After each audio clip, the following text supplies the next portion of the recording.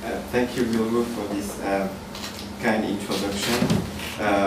Actually, usually the topics I'm dealing with are not broad. It's only half of the book, Iran, and although I organized that conference on Eastern Anatolia and Iran in Istanbul. But I was not part of the editing process of the book. That was only Denis Baez who organized the conference. And I'm thrilled to be here and give that lecture tonight. That allowed me to escape Washington, D.C. At the moment. I didn't want to open this subject. And it's a more joyful atmosphere here than South at the moment. That is still, my presentation today is still a work in progress, or a work toward the end. And I've been, it's about a manuscript I've been working on for nearly a year. So I look forward to your comments for the publication of this article on this manuscript. In 1931, the Freer Gallery of Art in Washington, D.C. acquired an illustrated copy of the book Khusraw Shirin by Nizami from the art dealer Agop Kevorkian in New York City, a manuscript that would soon be considered as a key work in the history of Persian painting. Mehmet Ağaoğlu, in 1937, published a note in Ars Islamica in which he pointed out the importance of the manuscript for this illustrated version of the romance by naming Tabriz as the place of execution, appears to be the only testimony of a royal book production from the capital in northwestern Iran, and thus putting the city on the map between Jalayiri, Baghdad from the 1390s, early 1400s, with Sultan Ahmad Jalayir, and Herat under the rule of the Timurid prince Beysankhor in the 1420s. As the colophon has been damaged, and that the precise date of execution is at present illegible, much has been written during the last 8 decades in order to provide a putative dating for the completion of the manuscript, and in particular of its 5 original paintings. The manuscript was mentioned in Pope's Survey of Persian Art in 1939, and a rather loose chronological spectrum was promptly given on the basis of a stylistic analysis of the paintings and their comparison with other works from that period. The dates ranged from 1396, that is the date of the poems by Khwaja Khilmani made in Baghdad, now in the British Library, and 1430, the date of a copy of the Shahnameh of Firdausi, made for the Timurid prince Beysankhor, now in the Golestan Library in Tehran, which both share some close stylistic similarities with the Freer Khusraw Shirin. Nevertheless, the date generally accepted by scholars, the most recent being Adel Adamova, is now between 1406, the year when Sultan Ahmad Jalayir recaptured Tabriz, which had fallen into the hands of the Timurids, and 1410, when Sultan Ahmad was put to death by the Turkmen Kara Yusuf. Scholars indeed postulate that the Khusraw Shirin is a late Jalayiri work based on stylistic characteristics of the paintings. The aim of this presentation today is, however, not to discuss which date appears more pertinent than another for the production of the Freer copy, although offering an accurate and convincing dating for the manuscript is one of the goals of this research, but rather I will investigate codicological features that have been so far neglected, and that may help us to peruse the way the manuscript was initially created. In other words, I would like to argue that the setting of the pictorial components has been as important as the text itself in the formative conception of the manuscript, and that there is an intricate and complex play between the text and the image that is unique to this manuscript. Furthermore, codicology allows us to determine the subsequent transformation the book went through, probably in the first half of the 16th century in Safavid Tabriz. The main consequence, so far unnoted, would be that some pages bearing painting have been removed and one repainted, which means that the illustrative program has been at some point obliterated, and that what we see at present is deceptive and ultimately not how it looked originally. It may be worth first giving a brief overview of the Khusraw Shirin copy and some of its peculiarities that have been acknowledged briefly by scholars. As the colophon states, the text has been copied by Ali ibn Hassan al-Sultani,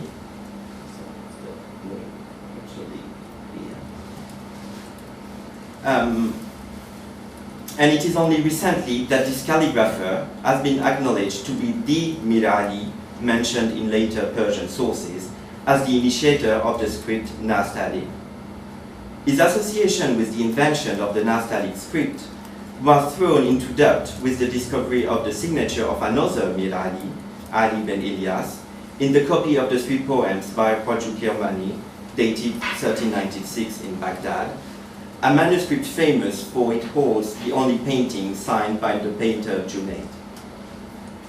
Now, a comparison with the only other work attributed to Mir Ali ben Hassan, which is the divan of Sultan Ahmad Jalai, also kept in the Frey Gallery of Art, as well as the fact that his full name has been mentioned by his son Ubayd Allah in the signatures of the colophons in another copy of the divan, which is kept in the Turkish and Islamic Art Museum in Istanbul, achieved to identify Mir Ali ben Hassan, and so the copyist of the Frey Khusraw Shirin, as the so-called inventor of the Nastaliq style. His handwriting presents some peculiar characteristics.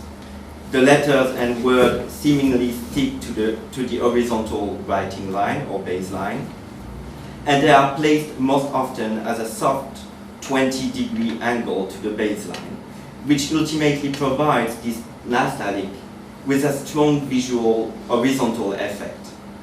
Moreover, there is little variation in the thickness of the stroke, and additionally, the upper stroke of the calf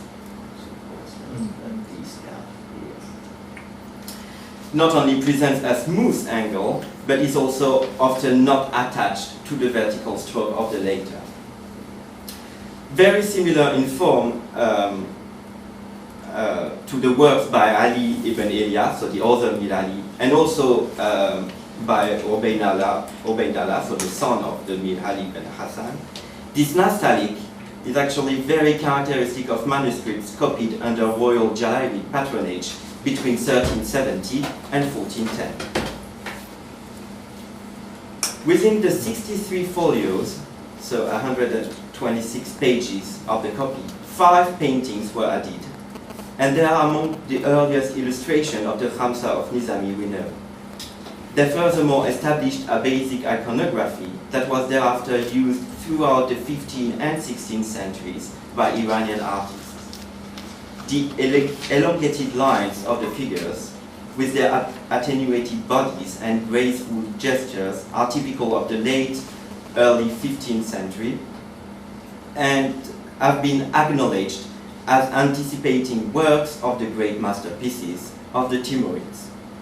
They so much anticipate Timurid painting that scholars, notably Priscilla Soucek, Thomas Lenz, and the late Basil Robinson, each one to various degrees, have argued that they might, in fact, be considered as early Timurid works, and the figure of Khusraw may represent a portrait of the young prince Baysohod Mirza, who seized Tabriz from the hands of the Curatorials in 1420. There is no need here to elaborate on the impact of these paintings had in the development of pictorial narratives, compositions, and details in Timurid and Turkmen paintings in the 15th century and in the subsequent Safavid one. Drawings made after Khusraw by Shirin's models also attest to their importance, and the comparison with sketches now kept in the Istanbul and Berlin Dietz albums speaks for itself. So these are two examples from the Dietz kept in the Dietz albums. But what would appear as the real novelty in the manuscript comes from a complex relationship between text and image that has been seldom, if never, examined. So here is the painting Khusraw sees Shirin bathing. And I will talk about that one lengthily. In her unpublished dissertation, Priscilla Soucek noted that the composition was sophisticated, which is very true. But in order to grasp the logic that underlies the construction of this painting, it may be worth considering the page within the manuscript context, because the pages with paintings are now separated from the body of the work. On the facing folio, two elements immediately appear visually distinctive. First, the illuminated van, bearing the title of the section. Second, a line of two verses whose hemistics are written in descending diagonals. The latter are furthermore highlighted by gilded corner piece triangles that visually confirm their importance on the page. The title displayed as facing the painting reads Didan Khusraw Shirin Dra ba sare Hismat ve Nebashinacht. Khusraw sees Shirin of her embarrassment and of how he recognizes her. The title would then not only introduce the chapter, but also the painting displayed on the opposite folio.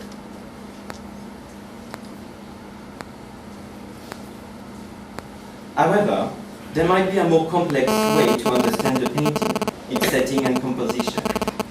Indeed, without reading the text, what we think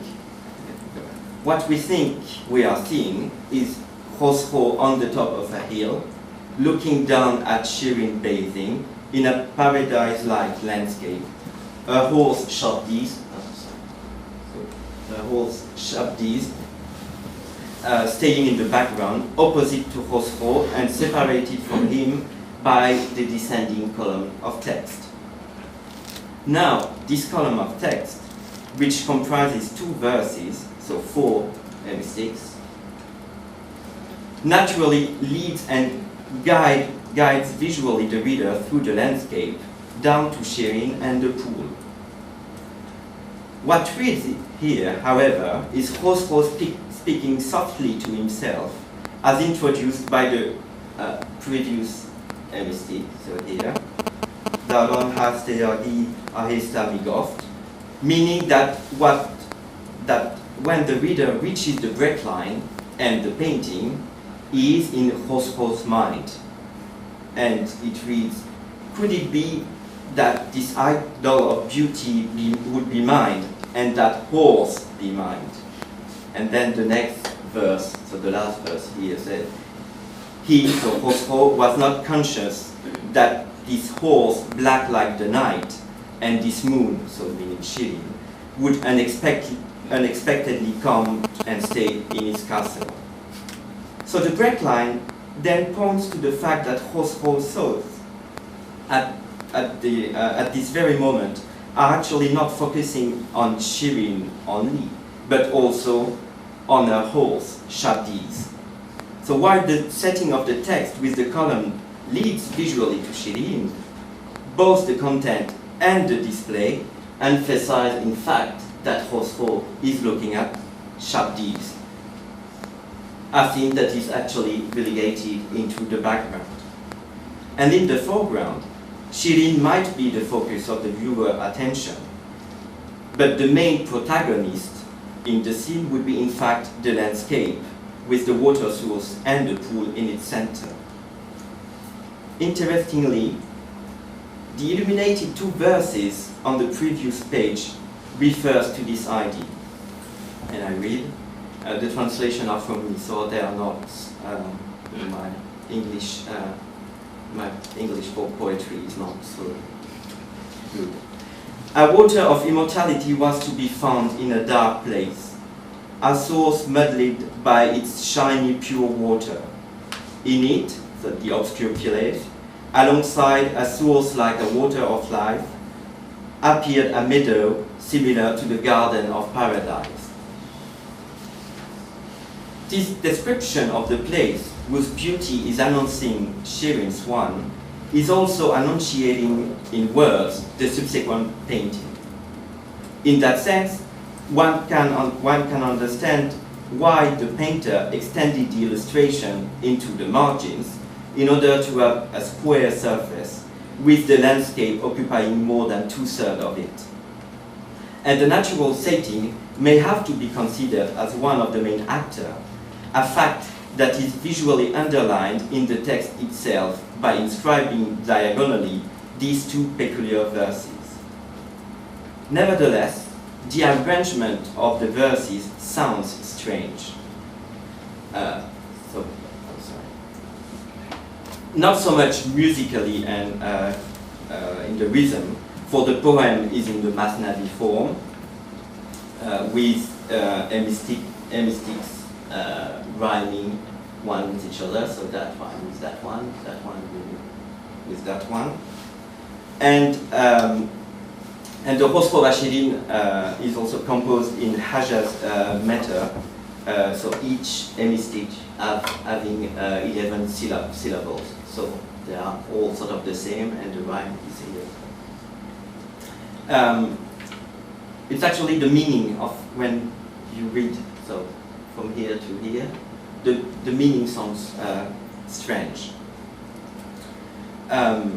So when actually reading the usual way, so that is from right to left, that may notice that is not in fact the right order to read the verses. Instead, reading the text from left to right actually provides the correct textual sequence. So this odd arrangement presents an unconventional circular reading through the text, because you read like here, you read like here, you read like here. So present an unconventional circular reading through the text and creates an unprecedented and, to my knowledge, unique disruption in the text. One of the possible reasons that still needs to be explored would be that the book designers wish to integrate the idea of the marginal text format into a single text block. According to Ellen Wright, the 1- or 3-sided marginal columns format appeared not long before, in the 1370s. And so what we have here with the Khusraw Shirin would be an example of experimentation, an attempt to manipulate text block and text space. So it's sort of like, if you would like to see, you have two spaces. So if you want to integrate that one into that one and make one sole space.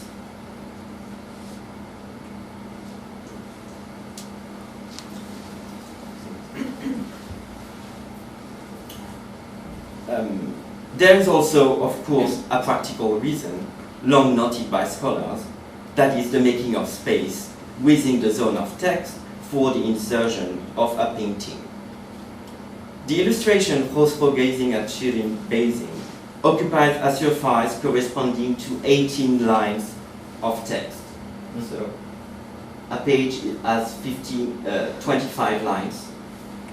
Also, the painting here occupies 18, because you have 7 lines occupied. One line at 4 verses, 2 verses, so 4 hemistics. So actually you have 1 line here and 1 line here. Makes a total of 7.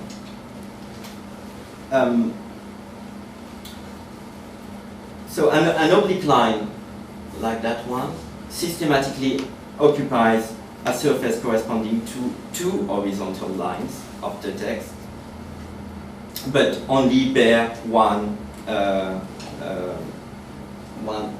line, which means like here you have 24 lines, because that one is actually 2 lines.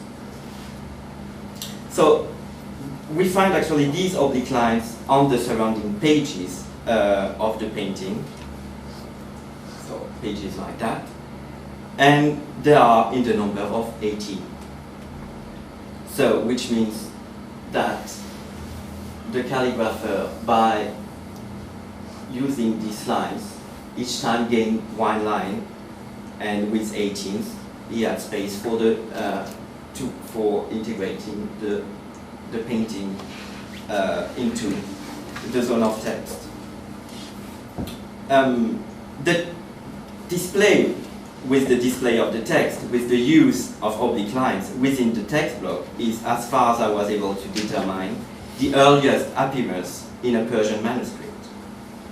There is the no separated Shahnameh of Firdausi and the 4 epics volume in the British Library, dated 1397.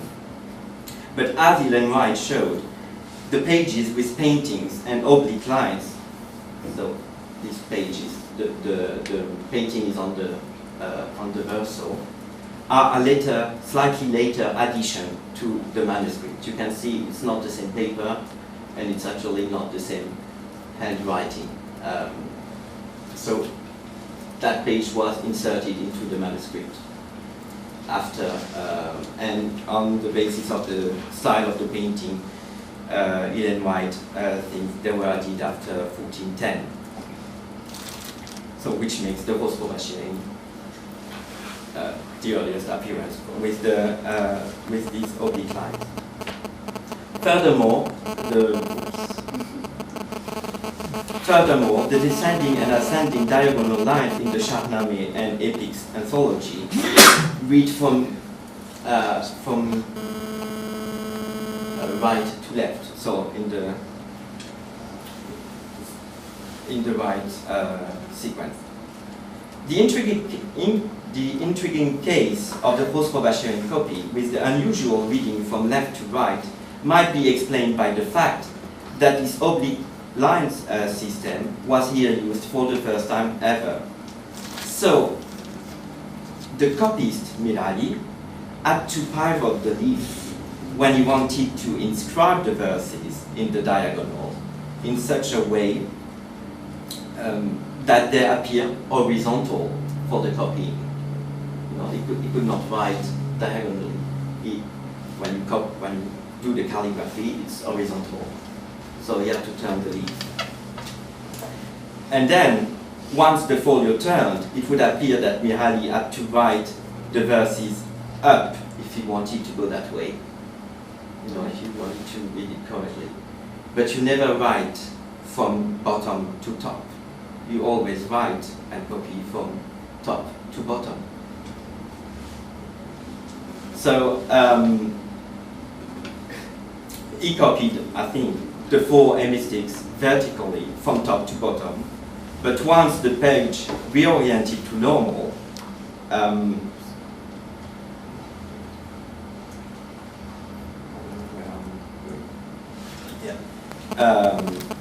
once the page reorienting to normal, the oblique lines present what would appear as an inversion of the 2 verses they bear. It is interesting also to examine the way these oblique lines are globally organized on pages. Most of the time they present, they are symmetrically organized on one page. So you have 7 lines, oblique lines, 7 lines, oblique lines, 7 lines. So they're really, and they are symmetrically organized for a double page. So that line responding to that one. Nevertheless, as in the case of the Khusraw seeing Shirin Basin painting, there is only one oblique line on the page, suggesting that the 2 verses inscribed in it were not chosen randomly, as I previously showed, but they announce one aspect of the forthcoming painting. So as a first conclusion, we may suggest now that there are three moments in the text that relate to the painting. The two verses inscribed in oblique lines, and that emphasize one episode or action in the subsequent painting. The title that gives the general theme of the painting, so the general theme, and then the break line that that emphasize one that are more actually psychologically descriptive rather than an action description, and provide us a third layer for reading the image. So this complexity with multiple textual references for understanding the painting, or choosing one way of reading it instead of another, applies also to the four other paintings with some variant. So I won't go through the four paintings, because otherwise we would still be here at late tonight. So, but I will briefly go through two paintings. So this one, which is the Farhad, so the sculpture Farhad brought by Shapur in front of Shirin. And here to the symmetric organized, actually the symmetry of the page with the text responds sort of to the symmetry of the composition of the painting. What is striking here is the length of the title.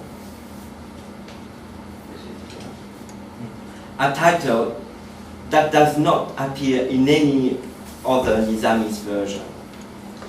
It was actually conceived, I think, for this manuscript. So by the calligrapher alone, or by the calligrapher in concert with the painter, question mark. And it appears to provide the general theme of the painting.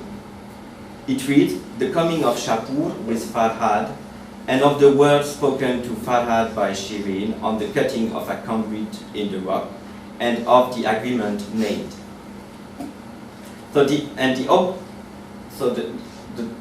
title is not only a title for the text, but it's a title for the whole painting. The oblique line here actually narrates the moment the cupbearer is presenting the cup to Shirin. So that would be here. And actually, the break line, we are in Farhad's mind, because it's the verses, they are the words of Farhad about the sweetness of Shirin's voice. So again, you have three layers of reading the painting, and for that one, which is actually here. The other painting is Khusraw and Shirin hunting. So again, the general theme is provided by the title here, Khusraw and Shirin hunting.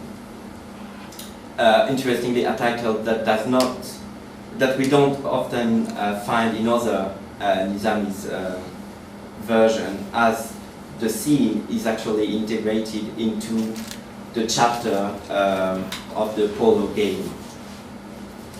The break line, which is actually so here,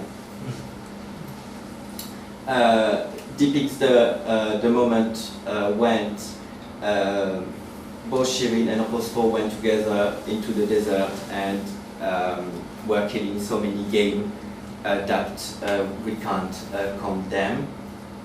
So the break line provides here also the setting for the painting. But here there are two lines, and interestingly, in that one, Shirin is mentioned here, and Khusraw is mentioned here. So, and you see, Shirin is on the same line and sort of at the same position, and Khusraw is here on the same line and the same position that is named. And what is interesting is that that these verses refers, with the name of Shirin, refers to Khusraw, and these verses with the name of Khusraw refers actually to Shirin, and the fact that Shirin is, that's actually not in the chapter of the hunting scene. That's in the chapter of the polo game. But the metaphor used by Nizami are actually hunting metaphor of hunting scenes. So in these verses, he compares Shirin and his maidens being like partridges transforming into eagles, sort of. So.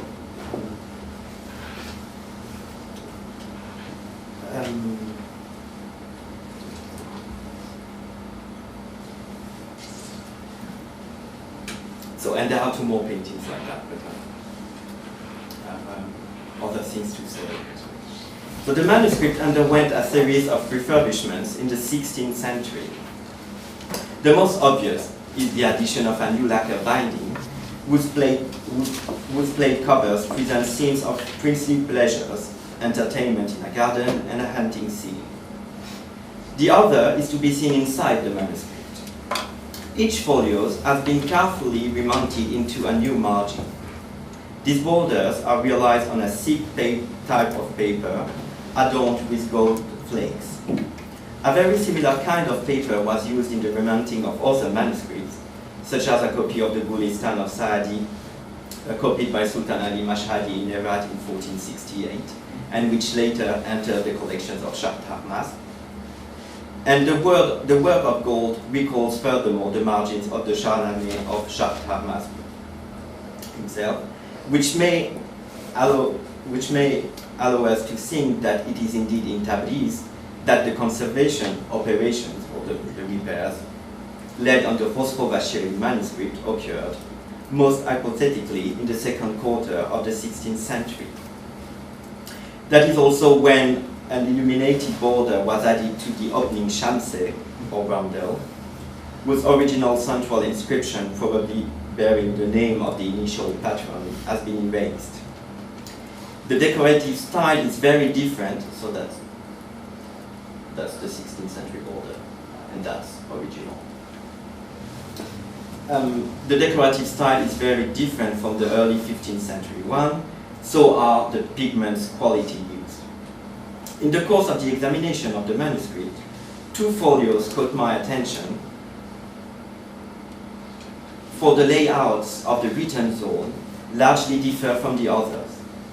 The majority of the pages in the manuscript consist in a disposition of 25 horizontal lines corresponding to the original mastab or ruling. As I previously mentioned, many pages, and especially folios surrounding the illustrated ones, show some verse in diagonal display, each hemistich arranged in descending position from right to left. And these folios usually have a maximum of 4 of these diagonal frames. Furthermore, every diagonal line systematically presents a height corresponding to 2 lines of writing. Now, the two intriguing folios in question show a distinctive layout with an extensive use of diagonals, a few descending, but the vast majority actually ascending from right to left.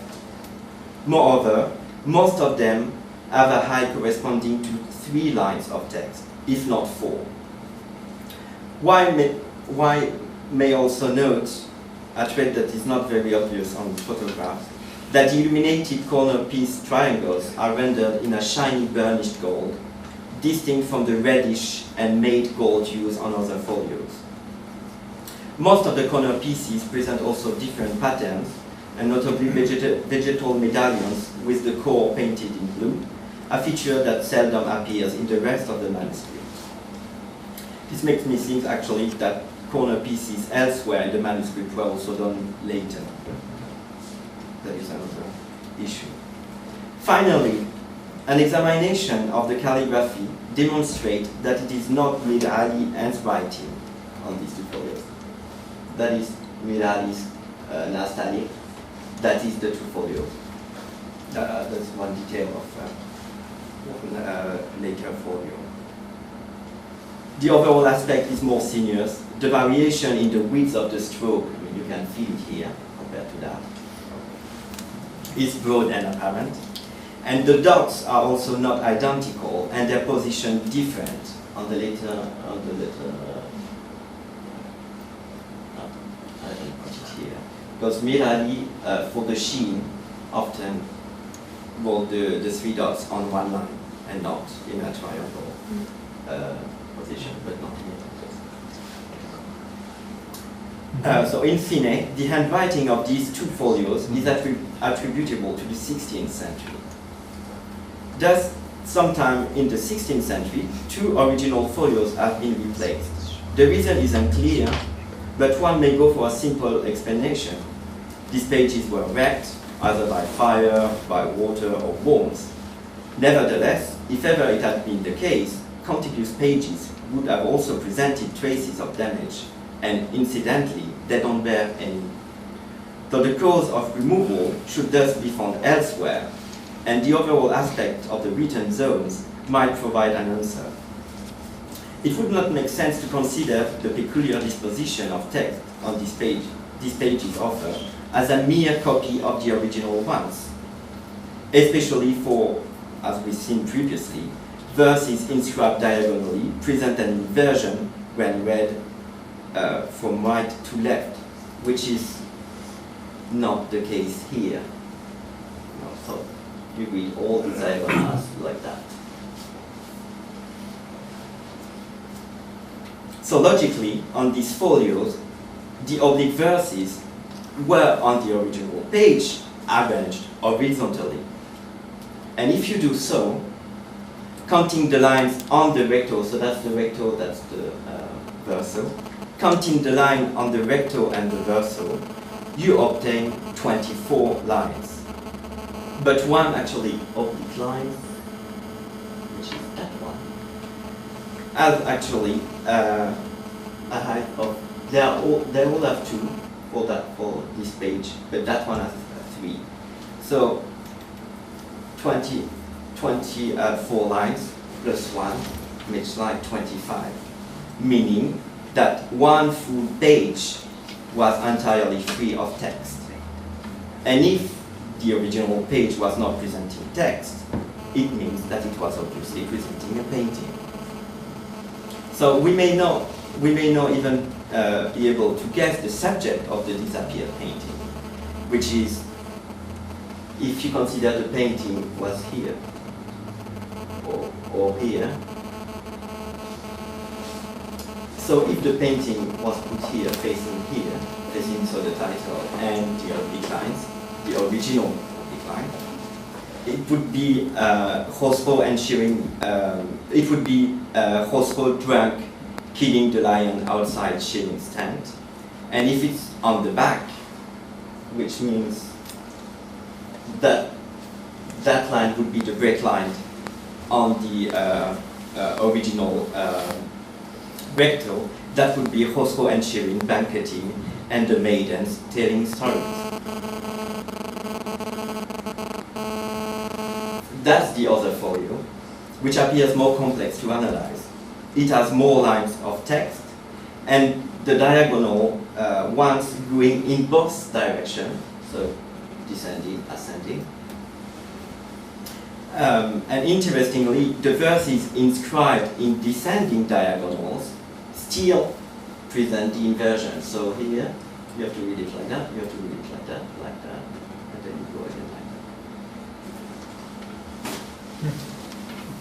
that.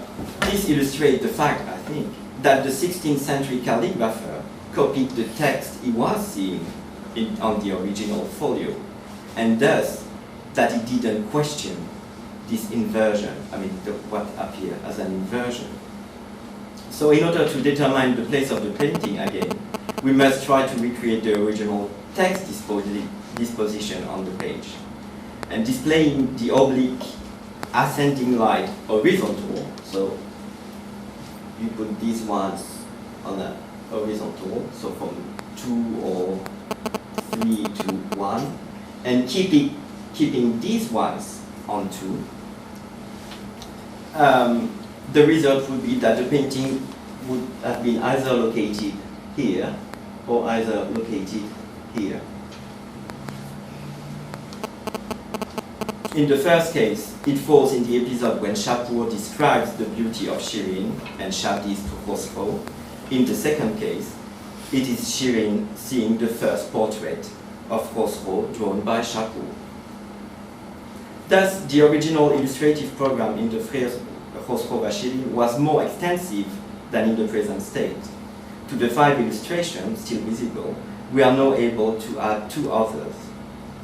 It is less painting than in the Ramsar, that in a Muzafarid Ramsar, which is now in the Care collection, which holds 13 paintings in the book Khusraw Shirin, but far more than in the Ramsar from the British Library copied by Jafar Tabrizi, so possibly around 1420, which possesses 3 illustrations. Suchek noted that 14th century Ramsar's illustration contain a high proportion of static scenes, common, and that are much less frequent in the 15th century text. That is also the case. That is also the case of the Frères Khusraw Shirin. Also, the latter definitely points to the establishment of a narrative iconography for the illustration of Nizami's romance in courtly workshop around 1400. More importantly, the Khusraw and Shirin manuscript showed how the text structure was adapted in order to provide the painting with a more central function than being a mere illustration with only one layer of reading. I think that is the true revolution in this formative period of what we call the classical Persian painting, and that embodies the fundamental difference with the 1396 Khusraw Khwaja Kirmani's Divan in the British Library. The freer manuscript may share with the latter a similar mode of composition for the paintings, and also close stylistic similarities, but the relationship text-image appears to be radically distinct.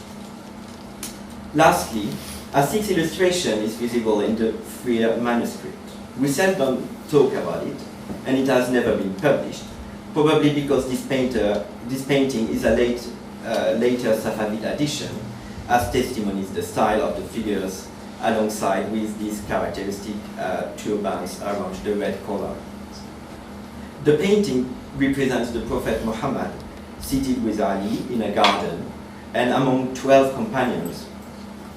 In 1944, Carol Guest, who was a curator, wrote in the curatorial notes, I quote, "The painting is one of the kind that Arnold describes as isolated pictures of what may be termed as a Santa Conversazione.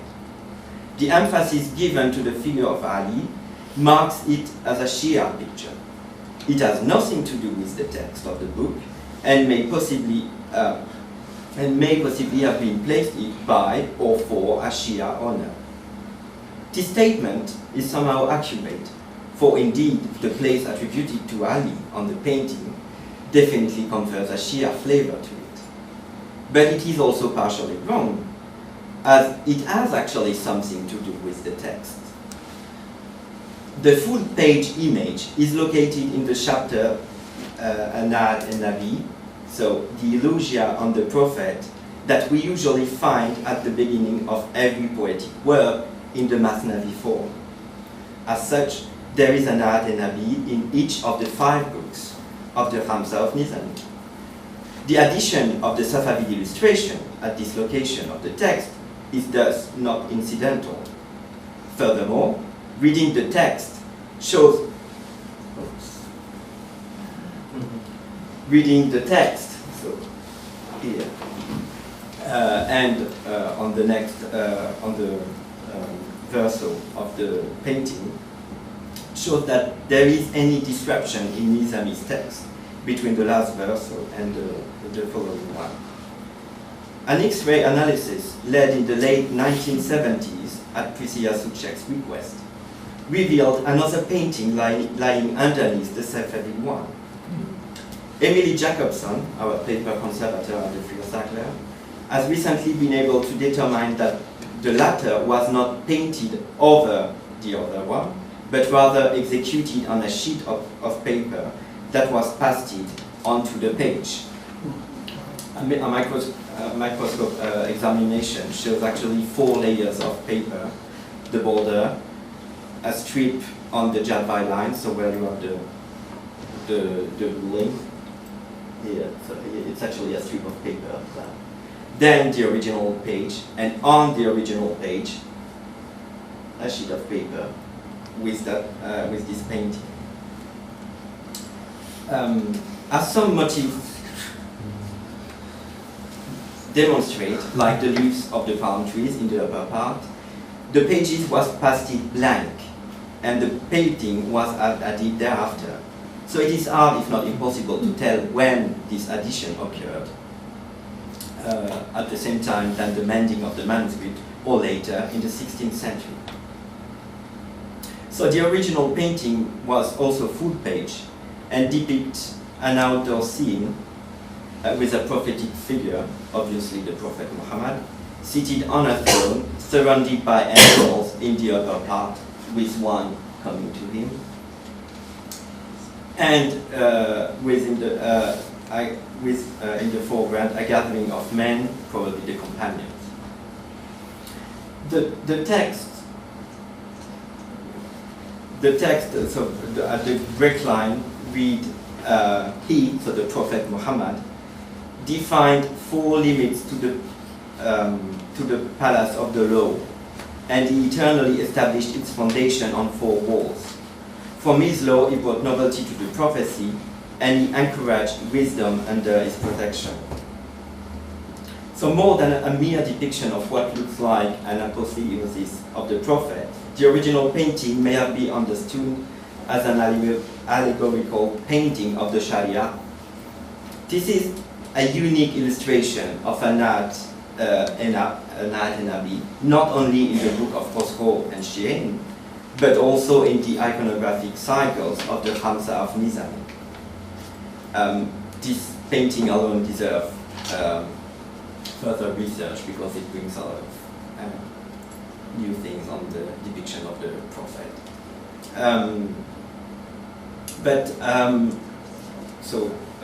We'll have to investigate why illustrating eulogia on the prophet has not been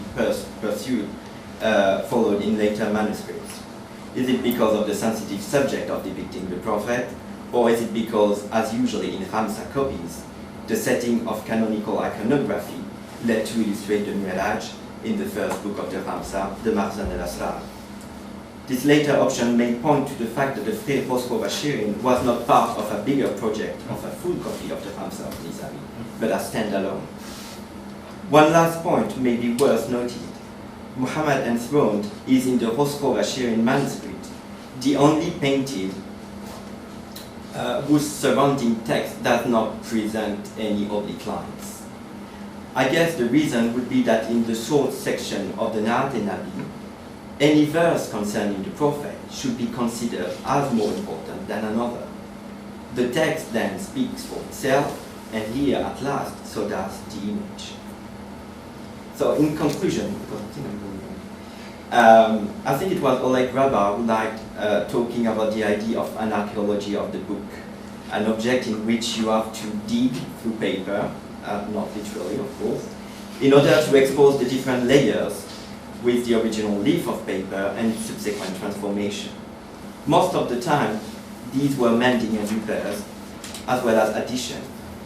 Today, with the Free Khusraw Shirin, as I was able to demonstrate, we face an interesting case of deletion of illustrations, a process that can be seldom noted in the manuscript themselves.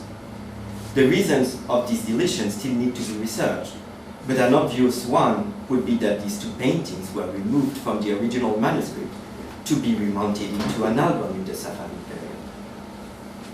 The other result of my research has more to do with the text itself. It has been several decades now that specialists of Persian painting acknowledge the fact that images in manuscripts have to be seen and understood in close relationship with the surrounding text. It is my guess that we have still a long way to go and that we are just at the beginning of the road. Because we have to search now if the innovation, or rather the experiment, noted in the first Khusraw Shirin, this unique and complex and subtle dialogue between text and image, has been followed thereafter in the Timurid and Safavid period. Thank you.